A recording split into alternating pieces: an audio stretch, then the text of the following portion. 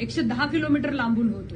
एवढ्या लांबून पाणी घेणारे सोर्स असे देशात काही गिनीचुनी शहरं असतील, आपण त्याच्यात आहेत. एवढ्या लांबून पाणी आणत असताना मोठे अडथळे असतात सोर्स पासून आणत असताना. आता हे करताना एक मुळात होती पाण्याची उपलब्धता. आता 170 MND झाल्यानंतर पाण्याची उपलब्धता ऑगमेंट होते किंवा त्याला अजून ऍडिशनल पाणी पुरवठा उपलब्ध होतो. पण शहराचा जो विस्तार आहे 178 स्क्वेअर किलोमीटरचा आहे, तर शहराचा विस्तार हा व्हर्टिकल नाहीये, वर उभं त्याला ग्रोथ नाहीये, ती आडवी पसरलेली ग्रोथ आहे.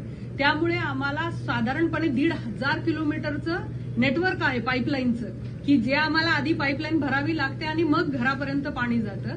तर या सगळ्या अडचणी आहेत. मुळातच साठवण क्षमता कमी आहे शहरामध्ये. या सगळ्या गोष्टींचा विचार आणि 1992ला जे काय आमची हद्दवाढ झाली, गावं आमच्या हद्दीमध्ये आली, तर त्या हद्दवाढ भागामधलं नेटवर्क, या सगळ्या गोष्टींचा विचार हा अमृत टप्पा 2 ही जी योजना आहे पाणी पुरवठ्याची त्याच्यामध्ये केलेला आहे.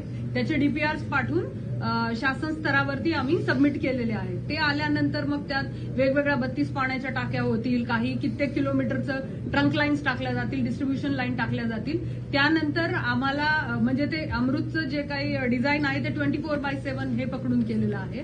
परंतु उजनीचं पाणी आपल्याकडे आल्यानंतर हे जे मी पहिल्या दिवशी पाणी दिल्यानंतर 4 दिवसांनी 5व्या दिवशी आम्ही देतो आहोत, तर तो आम्हाला 2 दिवसांच्या गॅपनी पाणी देणं शक्य होतं.